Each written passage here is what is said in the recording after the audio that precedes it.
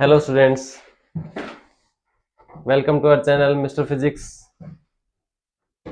आज हम पढ़ेंगे केमिस्ट्री का सबसे बेसिक टॉपिक। केमिस्ट्री का फर्स्ट लेक्चर है वैसे तो ये।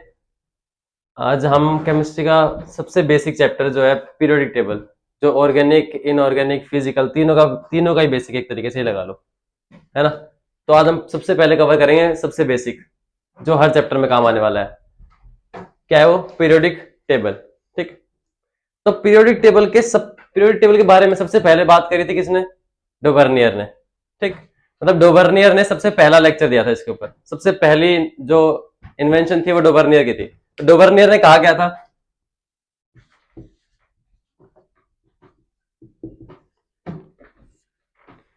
डोबर्नियर ने अपने ट्रायड्स दिए थे। ट्रायड्स का मतलब यह है कि डोबर्नियर ने 3 एलिमेंट अरेंज करे थे according to their increasing atomic mass. Dobereiner ने 3 अरेंज करे, 3-3 के पेयर्स बनाए थे उसने, 4 पेयर, तो 4 ट्रायड्स दिए थे उसने। उसमें क्या था? इसका जो लो था वो था इंक्रीजिंग एटॉमिक मास। इंक्रीजिंग एटॉमिक मास के बेस पे इसने अरेंज करे। और उसमें भी ये था, जैसे मान लो मेरे पास फर्स्ट ट्रायड है, कोई भी फर्स्ट ट्रायड ले लेता हूं मैं, एक्स वाई जेड, कोई भी ट्रायड ले लिया मैंने, एक्स वाई जेड कोई भी ट्रायड ले लिया। तो उसमें क्या था? इसका मास मान लो m1 है, इसका मास m2 है और इसका मास m3 है, एटॉमिक मास। तो इन दोनों के मास का एवरेज वो होगा बीच वाले के मास के बराबर। मतलब क्या था इसका? m2 equals to m1 plus m3 upon में 2। ठीक। इसने ये कहा था कि जो बीच वाला मिडल एलिमेंट होगा उसका मास साइड वाले दोनों एलिमेंट्स के मास का एवरेज होगा, मतलब उन दोनों का सम डिवाइड बाय 2। ठीक। वो बीच वाले का मास होगा। जैसे इसका फर्स्ट ट्रायड था लिथियम, सोडियम और पोटेशियम। लिथियम का मास क्या होता है? 6। पोटेशियम, इसका पोटेशियम का कितना होता है? 40। 40 और 46 को डिवाइड बाय 2 से करेंगे तो 23। 23 is the atomic mass of sodium. ठीक। ये बताई थी डोबर्नियर ने बातें हमें। ओके। अब डोबर्नियर कहीं ज्यादा वो नहीं कर पाया, मतलब इसके पास सिर्फ और सिर्फ 4 ही ट्रेड्स थे। तो इसके बाद जो नेक्स्ट साइंटिस्ट आया वो कौन था? वो था न्यूलैंड।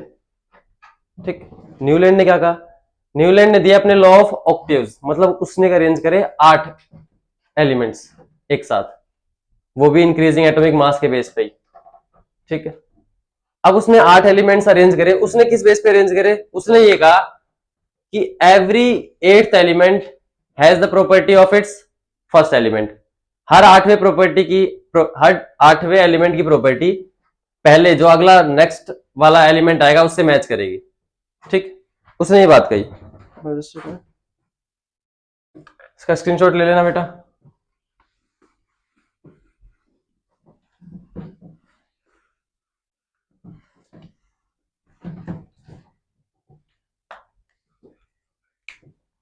नेक्स्ट था न्यूलैंड्स लॉ ऑफ ऑक्टेव्स। इसने ये कहा था every 8th element of the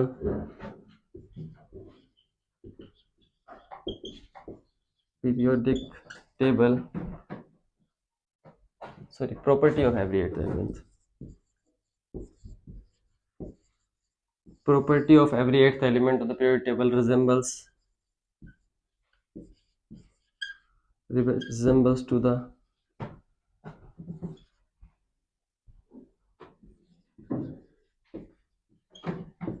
property of first elements।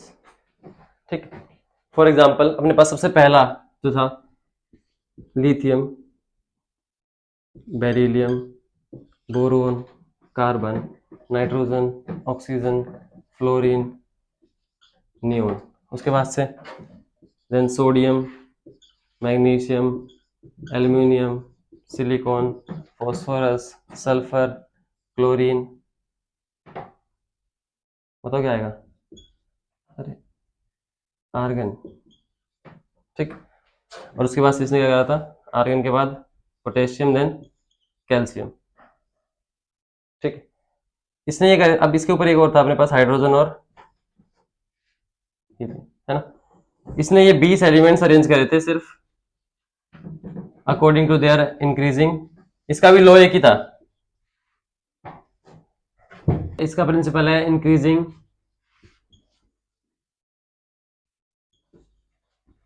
Atomic mass, ठीक। अब तक इन दोनों ने किस पे दिया था? इंक्रीजिंग एटॉमिक मास के बेस पे अरेंज करे थे, ठीक है। तो अब तक मैक्स ये देखो कि सिर्फ हमारे पास 20 ही एलिमेंट्स अरेंज हो पाए हैं। इसके बाद ना ल्यूलैंड ने करे थे और ना ही कौन था वो पहले, डोबर्नियर, ठीक है, ना डोबर्नियर ने। अपने पास उसके बाद से आया मेंडलीव। मेंडलीव ने एक अच्छी खासी पीरियोडिक टेबल दे दी थी, लेकिन उसके पास उसकी पीरियोडिक टेबल में ड्रॉबैक्स थे बहुत सारे, ठीक है। मेंडलीव ने पीरियोडिक टेबल दी थी कम से कम लगा लो 60 एलिमेंट्स की, 60 एलिमेंट्स के आसपास मेंडलीव ने पीरियोडिक टेबल दी थी, लेकिन उसके अंदर थे क्या? हमारे पास बहुत सारे ड्रॉबैक्स। इसका स्क्रीनशॉट ले लेना बच्चा, ठीक है। इन्होंने कुछ ज्यादा एक्सप्लेन भी नहीं करा था एलिमेंट्स के बारे में।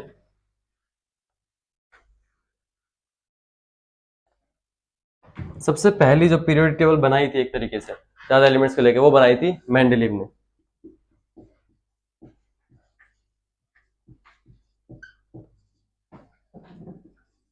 मेंडलीव्स पीरियोडिक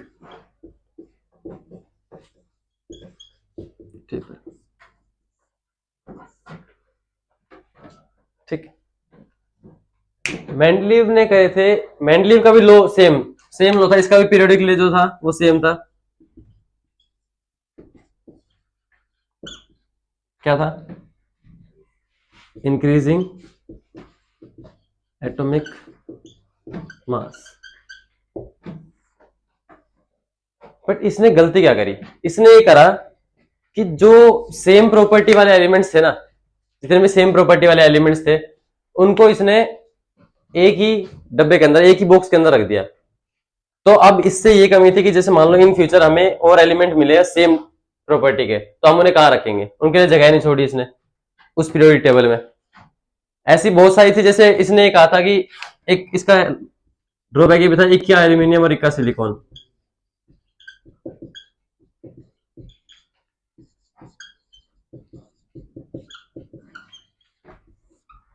इसने कहा था कि जैसे जो एल्यूमिनियम के नीचे थोड़ी बहुत जगह थी, है ना, और सिलिकॉन के पास थोड़ी बहुत, तो इसने कहा था कि जो नए एलिमेंट्स जो डिस्कवर होंगे, कैसे?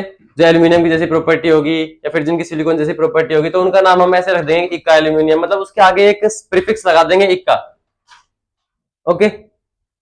तो ये इसकी बहुत सारी कमियां थी मेंडलीव की। अब इन सारी कमियों के ऊपर जिसने ओवरकम करा, जिसने हमारी नई मॉडर्न पीरियोडिक टेबल दी, उसका नाम क्या था? उसका नाम था हेनरी मोजले, जिसने अपनी क्या दी थी? Modern periodic table.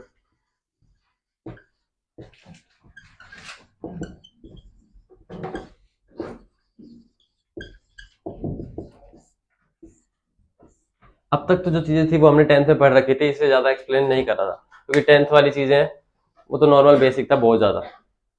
अब मॉडर्न पीरियोडिक टेबल आया, इसने दिया अपना पीरियोडिक लॉ,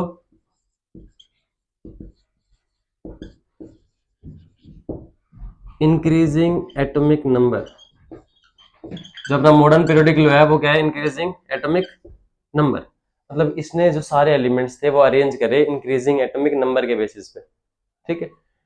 अब इसने 118 के 118 एलिमेंट्स भी अरेंज कर दिए, जितने भी अपने पास अभी हाल फिलहाल में डिस्कवर्ड है, ठीक है। सारे एलिमेंट्स अरेंज्ड है, सारे वेल अरेंज्ड है। इसने पीरियोडिक टेबल को बहुत इजीली समझाया भी है, बहुत ऐसे। इसने क्या करा? पीरियोडिक टेबल को 4 ब्लॉक्स में डिवाइड कर दिया है, S block, P block, D block and F block, ठीक, जिससे स्टूडेंट्स को इजी होगी कि समझने में पीरियोडिक टेबल। क्योंकि एस ब्लॉक के अंदर 2 ग्रुप है, ठीक है। पी ब्लॉक के अंदर 6 ग्रुप है, डी ब्लॉक के अंदर 10 ग्रुप है, और एफ ब्लॉक क्योंकि उसकी प्रॉपर्टी रिजेंबल नहीं कर पा रही थी पीरियोडिक टेबल की वजह से, इसलिए वो पीरियोडिक टेबल से थोड़ा सा नीचे रखा गया है। जैसे हम देखते हैं अपनी पीरियोडिक टेबल ऐसी है, कुछ कुछ ऐसी सी है ना। तो यहाँ पे जो शुरू के 2 ग्रुप है, फर्स्ट और सेकंड, ये एस ब्लॉक में आते हैं अपने पास। अभी कैसे डिवाइड करें ये सब समझाऊंगा मैं तुम्हें। 3 से लेके 12 तक जितनी भी ये सारी ये क्या है, ये डी ब्लॉक एलिमेंट्स है, और ये वाले हैं पी ब्लॉक।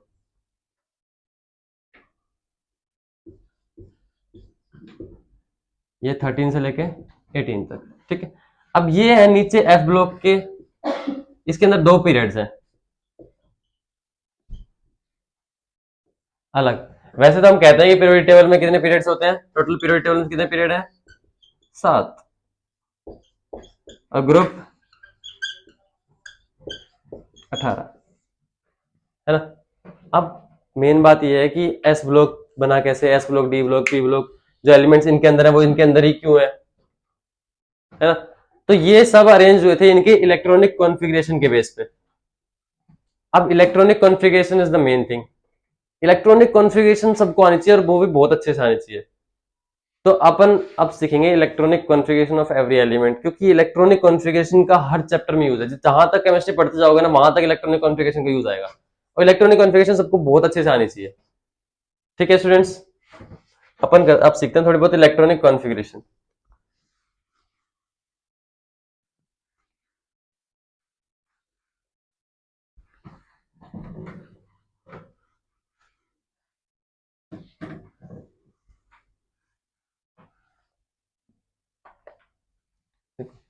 टेंथ क्लास में हमने सीखी है इलेक्ट्रॉनिक कॉन्फ़िगरेशन के एल एम एन शेल वाली, है ना। तो हमारे पास हम जिन्हें शेल्स बोलते थे, कौन कौन सी थी, है के एल एम एन, है ना। ये सेल्स थी हमारे पास, ठीक है। ये कैसे थी, मान लो ये न्यूक्लियस है, ठीक। अब न्यूक्लियस की फर्स्ट सेल आई जिसका नाम क्या था, के, है ना। सेकंड सेल आई जिसका नाम L, third cell M, fourth cell N. आगे भी अगर मान लो कोई भी आती है तो हम उसको और पी क्यू कुछ भी नाम दे सकते हैं, ठीक है। मान लो ये, अब ये सारी सेल्स हैं, ठीक है। अब हमें बताया गया कि भाई इसके अंदर इलेक्ट्रॉन भर सकते हैं 2, मतलब इसके अंदर 2 इलेक्ट्रॉन्स थे, इसके अंदर बताओ 8, 18, 18, है ना।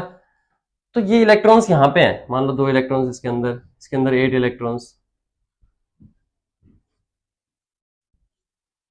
18, 18। क्या फॉर्मूला है, ये इनका फॉर्मूला है, क्या है, 2n स्क्वायर। 2n स्क्वायर से निकाल सकते हैं हम एक सेल में कितने इलेक्ट्रॉन्स हैं, ठीक है। अब n क्या है, n है नंबर ऑफ सेल, ये n equals to first cell, या n equals to second cell, है ना, n equals to third, and n equals to fourth, ठीक। तो 2n स्क्वायर से हम निकाल सकते हैं किसी भी सेल के अंदर कितने नंबर ऑफ इलेक्ट्रॉन्स फिल हो सकते हैं मैक्सिमम, ठीक। मिनिमम तो 1 से लेके हो सकते हैं, लेकिन मैक्सिमम कितने इलेक्ट्रॉन्स है वो हमें बताएगा 2n स्क्वायर। ओके स्टूडेंट्स, अब सेल के अंदर, सेल तक तो हमने, ये तो इलेक्ट्रॉनिक कॉन्फ़िगरेशन हमने करी थी 10th में। अब हमारा एक लेवल अपग्रेड हुआ 11th क्लास में। बेसिकली हम 11th क्लास के लिए वीडियो बना रहे हैं, ठीक है। तो 11th क्लास में अब थोड़ा सा सेल के अंदर जाते हैं। सेल के अंदर आती है अपने पास सब सेल्स, ठीक। सेल के अंदर आती है अपनी एक सेल के अंदर, हर सेल के अंदर 4 सब सेल्स होती हैं, देखो सेल के अंदर होती है सब सेल। अब सब सेल की 4 types, S, P, D and F, ठीक।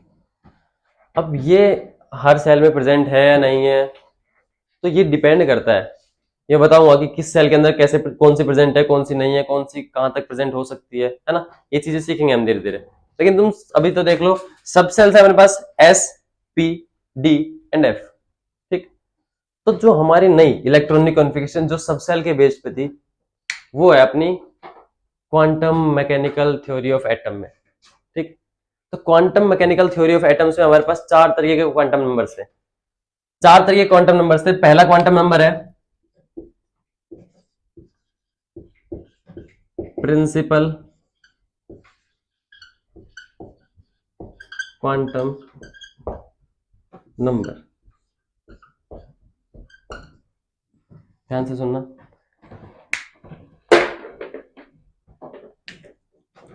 प्रिंसिपल क्वांटम नंबर जिसको हम डिनोट करते हैं एन से, स्मॉल एन से डिनोट करते हैं इसको हम। स्मॉल एन बताता है हमें number of period. Small n जो है वो डिनोट करता है नंबर ऑफ पीरियड, ठीक है। तो कौन से पीरियड का एलिमेंट, जैसे मान लो हमने तुमने देखा होगा ऐसे लिख देते हैं 1s 2s 3s, है ना। तो जो ये आगे है, जो इसके कोफिशिएंट्स है, एस के आगे, पी के आगे, डी के आगे, एफ के आगे, इनके आगे जो कोफिशिएंट्स है, ये कोफिशिएंट्स यही होते हैं एन, ठीक है। जो कोफिशिएंट्स है वो क्या है हमारे पास, एन। अब सेकंड क्वांटम नंबर है azimuthal quantum number.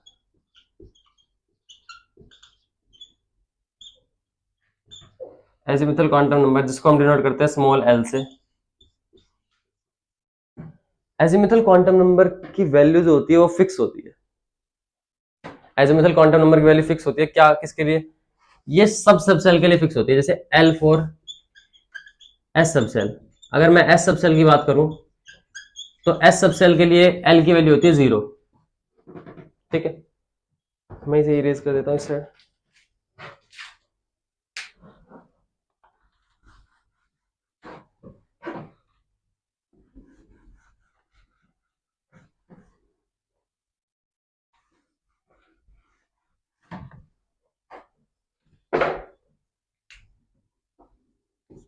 Next L for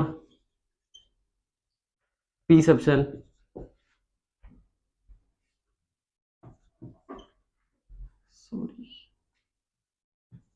p subshell के लिए होती है इसकी वैल्यू 1, ठीक है। L for d subshell 2 and L की वैल्यू एफ सबसेल के लिए 3, ठीक है। तो एजीमुथल क्वांटम नंबर की वैल्यू फिक्स होती है S P D and F के लिए। एस के लिए 0, पी के लिए 1, डी के लिए 2 एंड एफ के लिए 3, ठीक है। अब ध्यान से सुनना, अब इसका बहुत काम आएगा, ध्यान से सुनते जाना बस, ठीक है। Third is magnetic quantum number. Magnetic quantum number का मतलब ये है कि जैसे मान लो हमारे पास जो इलेक्ट्रॉन है जो रिवॉल्व करते रहते हैं, है ना, जो घूमते रहते हैं किसके अराउंड, न्यूक्लियस के अराउंड, ठीक। तो जब वो न्यूक्लियस के अराउंड घूमते रहते हैं ना, तो उनके पास एक मैग्नेटिक बिहेवियर भी रहता है, मतलब उसके पास मैग्नेटिक प्रॉपर्टीज भी रहती है, ठीक है। तो उनको डिस्क्राइब करने के लिए, उनको दिखाने के लिए हमारे पास जो था मैग्नेटिक क्वांटम नंबर, जिसको हम डिनोट करते हैं एम एल से, एम उसके सबस्क्रिप्ट में एल, ठीक है। अब एम एल की वैल्यू सबके लिए अलग अलग आएगी। एम एल की वैल्यू निकालते कैसे हैं, एम एल की वैल्यू निकालते हैं माइनस ऑफ एल से लेके प्लस ऑफ एल तक, ठीक है, ये फॉर्मूला है इसका। अब जैसे मान लो कोई बोल रहे हैं मुझे m l for p subshell निकालना है, m l for p subshell, तो पी सबसेल के लिए एल की वैल्यू क्या होती है, 1, है ना। तो -1 से +1 तक कितने डिजिट्स आते हैं इनके बीच में, -1 0 एंड 1, ठीक है। तो इससे हमें ये पता चलता है कि पी के पास जो होते हैं, पी के पास 3 बॉक्सेस होते हैं जिनकी मैग्नेटिक मोमेंट की वैल्यू, एक की वैल्यू -1 एंड 0 देन 1, ठीक है, ओके। उसके बाद से अपना जैसे मान लो अगर तुम्हें किसी के लिए निकालना है, एम एल फॉर डी निकाल के देख लो, डी के पास कितने बॉक्सेस होते हैं, कितने इलेक्ट्रॉन्स आ सकते हैं डी के अंदर, वो सब पता चल जाएगा इससे। M l for d subshell, तो डी सबसेल के लिए डी के लिए एल की वैल्यू क्या है 2, तो -2 से +2 है ना। तो -2 -1 0 1 एंड 2, इसके पास कितने बॉक्सेस हो गए, कितने डिजिट्स हैं, 1 2 3 4 एंड 5, तो 5 बॉक्सेस हैं।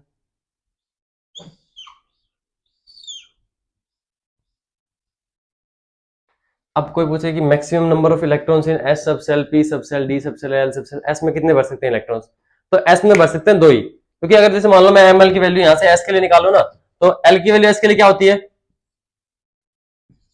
0, तो -0 से +0, तो एक ही डिजिट है बस 0 है ना, तो एक ही है, मतलब एक ही बॉक्स है। तो maximum number of electrons, maximum number of electrons filled in one box is 2, एक बॉक्स के अंदर मैक्सिमम 2 इलेक्ट्रॉन भर सकते हैं। तो एस के लिए, एस के अंदर मैक्सिमम कितने भर सकते हैं भैया, एस के पास एक ही बॉक्स है, तो एस के अंदर जो मैक्सिमम नंबर ऑफ इलेक्ट्रॉन्स होंगे वो 2 ही होंगे। एस के अंदर जो मैक्सिमम नंबर ऑफ इलेक्ट्रॉन्स होंगे वो कितने होंगे, 2 इलेक्ट्रॉन्स,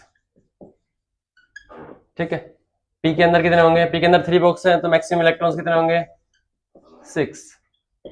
डी के अंदर 10 इलेक्ट्रॉन्स, और एफ के अंदर, एफ के अंदर अगर हम निकालेंगे तो -3 से लेके +3 तक, तो -3 से लेके +3 तक 7 डिजिट्स है, मतलब कितने इलेक्ट्रॉन्स हो गए 14 इलेक्ट्रॉन्स, ठीक है। तो हर चीज रिलेटेड है। अब मैं एन का यूज अभी तक नहीं आया, बट एन का यूज भी आएगा, और एन का भी बहुत इंपॉर्टेंट यूज है। मैं तुम्हें एक छोटा सा ट्रिक दूंगा, एक छोटी सी ट्रिक दूंगा, जिससे तुम 118 तो 118 तुम आगे की भी सबकी इलेक्ट्रॉनिक कॉन्फ़िगरेशन कर सकते हो, चाहे तुमसे 150 ही क्यों ना पूछ रहे, ठीक। तो कोई दिक्कत नहीं आएगी, सिर्फ एक छोटा सा फॉर्मूला ध्यान रखना होगा, उसके लिए तुम्हें इनकी नॉलेज होनी जरूरी है, ठीक है। तो अपन आ जाते हैं नेक्स्ट, मैग्नेटिक क्वांटम नंबर के बाद लास्ट है अपने पास स्पिन क्वांटम नंबर। मैं ये इरेज कर देता हूं, तुम सबने स्क्रीनशॉट ले लिया होगा।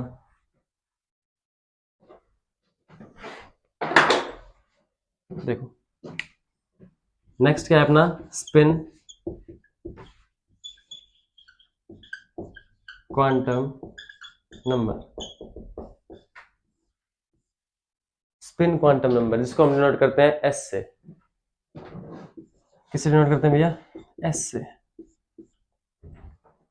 एस की वैल्यू वेरी करती है सिर्फ 2, एस की वैल्यू या तो होगी +12 या होगी -12, ठीक है।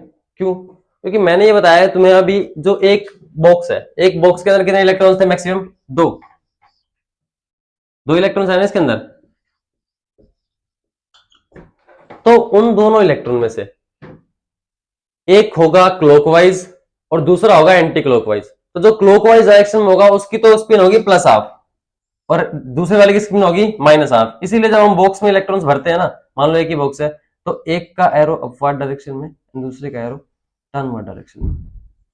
ये इसलिए ताकि रिपल्सन इलेक्ट्रॉन्स के बीच में कम हो और स्टेबिलिटी ज्यादा आए, ठीक है। एक इलेक्ट्रॉन के बीच में रिपल्सन कम हो और स्टेबिलिटी ज्यादा आए, ठीक। तो ये थी अपने पास चारों क्वांटम नंबर, ओके। पहला था प्रिंसिपल क्वांटम नंबर n, जो पीरियोडिक टेबल में हमें बताता था पीरियड कौन सा है, कौन से पीरियड से एलिमेंट बिलोंग कर रहा है, ठीक है। सेकंड था अपने पास एजीमुथल क्वांटम नंबर l, जिसकी वैल्यू फिक्स थी सभी सब सेल्स के लिए, जैसे s के लिए 1, s के लिए 0, p के लिए 1, d के लिए 2, f के लिए 3। उसके बाद से नेक्स्ट था अपने पास मैग्नेटिक क्वांटम नंबर, जिसकी वैल्यू निकाल सकते थे हम ml की वैल्यू -L से लेके +L तक, ठीक है। इसकी वैल्यू निकल गई। उसके बाद से अपने पास था spin quantum number. Spin quantum number तो मैं बता दिया मैंने, या तो वैल्यू होगी +12 या होगी -12, ये डिपेंड करता है उसकी इलेक्ट्रॉन की स्पिन कैसे है, या अगर वो क्लॉकवाइज मूव कर रहा है तो +12 है, अगर वो एंटी क्लॉकवाइज मूव कर रहा है तो वो -12 है, ठीक है। ओके क्लास, तो आज के लिए इतना ही स्पिन क्वांटम नंबर तक। कल अपन स्टार्ट करेंगे इलेक्ट्रॉनिक कॉन्फ़िगरेशन करना सभी एलिमेंट्स की। तो कल बच्चों ये सब तो पहली बात तो ये पढ़ के आना, क्योंकि इनके बिना इलेक्ट्रॉनिक कॉन्फ़िगरेशन होगी नहीं। इलेक्ट्रॉनिक कॉन्फ़िगरेशन सबसे जरूरी है, क्योंकि हम आगे जाके कुछ प्रॉपर्टीज पढ़ेंगे पीरियोडिक टेबल में, कुछ सबके लिए एटॉमिक रेडियस वगैरह, इलेक्ट्रोनेगेटिविटी वगैरह, तो ये सब डिपेंड करती है, इस सब की सब चीजें डिपेंड करती है किसके ऊपर, इलेक्ट्रॉनिक कॉन्फ़िगरेशन के ऊपर, मोस्ट ऑफ चीजें, ठीक है। तो अब इलेक्ट्रॉनिक कॉन्फ़िगरेशन नेक्स्ट वीडियो में अपन सीख लेंगे बिल्कुल अच्छे से, और उस वीडियो में पूरी इलेक्ट्रॉनिक कॉन्फ़िगरेशन कवर कर भी लेंगे विद क्वेश्चंस। उसके बाद से नेक्स्ट जो वीडियो आएगी, हमारे पास 4 वीडियो है इस पीरियोडिक टेबल को खत्म करने के लिए। तो जो नेक्स्ट वीडियो आने वाली है, नेक्स्ट वीडियो में अपन उससे नेक्स्ट मतलब थर्ड वीडियो में अपन सीखेंगे पीरियोडिक प्रॉपर्टीज, जो भी प्रॉपर्टीज होती हैं सारी, मतलब जैसे जो भी इलेक्ट्रोनेगेटिविटी है, इलेक्ट्रोपॉजिटिविटी है, मेटेलिक कैरेक्टर है, नॉन मेटेलिक कैरेक्टर है ना, ये सारी चीजें हम सीख लेंगे किसमें, थर्ड वीडियो में, है ना। एंड फोर्थ वीडियो में अपन करेंगे क्वेश्चंस। फोर्थ वीडियो में क्वेश्चंस करेंगे सबसे पहले बेसिक लेवल के, जितने भी क्वेश्चंस है अपने पास सारे बेसिक लेवल के क्वेश्चंस कर लेंगे। उसके बाद से देन थोड़ा सा एडवांस, फिर प्रीवियस ईयर्स क्वेश्चंस के बाद advance questions, and then 5 video with questions, ये पूरा पीरियड टेबल खत्म कर देंगे अपन, ठीक है। तो गाइज आप जुड़े रहना इस वीडियो के साथ, ठीक है, and thank you so much.